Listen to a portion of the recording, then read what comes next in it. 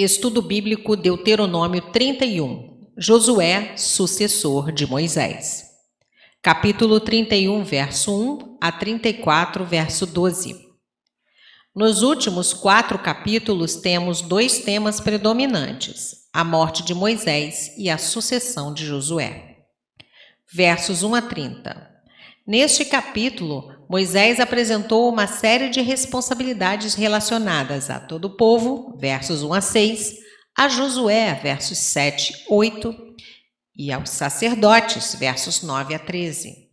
Depois relatou o aparecimento do Senhor, versos 14 e 15, e a instrução do testemunho para o futuro de Israel, versos 16 a 22.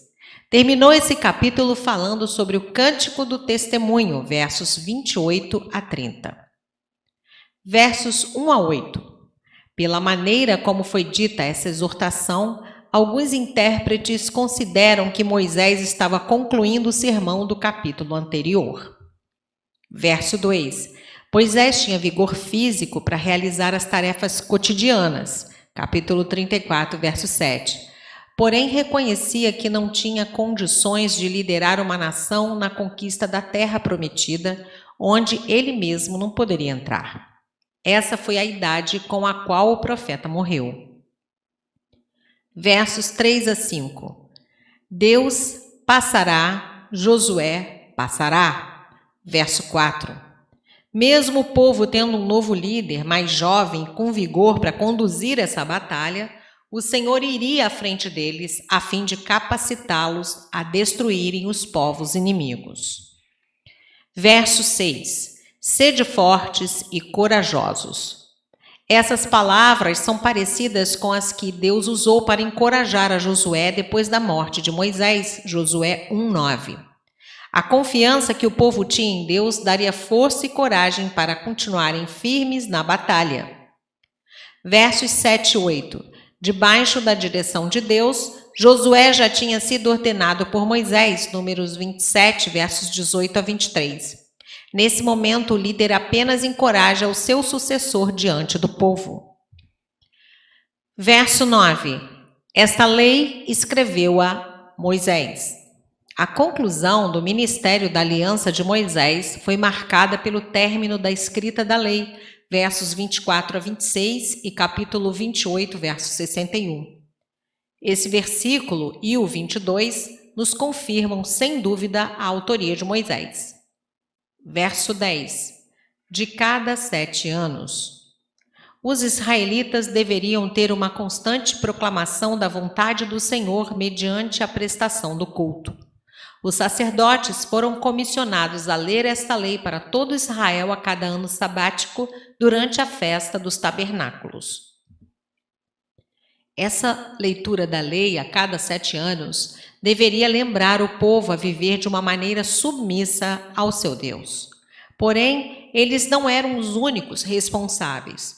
Os pais também tinham o dever de instruir regularmente aos seus filhos. Capítulo 6, versos 7, 20 e 21. Versos 14 a 23. O Senhor pediu que Moisés convocasse Josué à tenda da congregação para comissionar pessoalmente o novo líder. Durante esse momento, Deus já antecipou aos 2 homens sobre o que aconteceria com o povo, a apostasia de Israel e a ira divina que se seguiria, versos 16 a 18, e ordenou que Moisés escrevesse o cântico do testemunho, versos 19 a 22 e capítulo 32. Verso 17. Desampará-los-ei. Como consequência do pecado da apostasia, Israel ficaria sem a proteção divina e a nação viria a se tornar vítima de muitos males. Versos 19 a 22.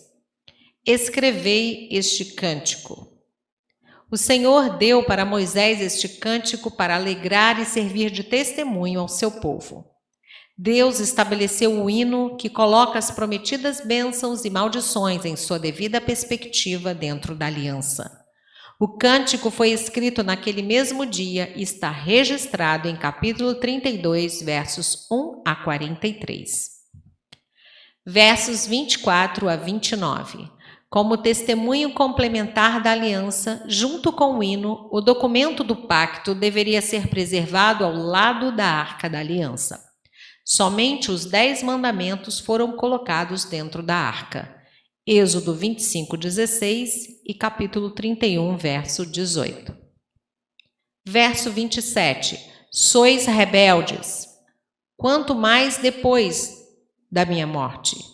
Moisés já conhecia o seu povo e o próprio Deus o havia revelado que os israelitas se rebelariam contra o Senhor. Verso 30.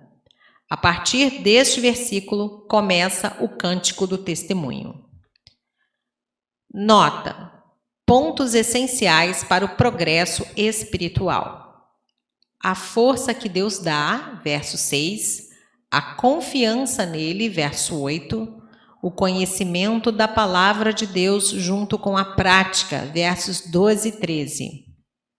A importância da palavra de Deus subentendida pelo fato de que foi escrita, verso 9, lida, verso 11, ensinada, verso 12 e preservada, versos 25 e 26.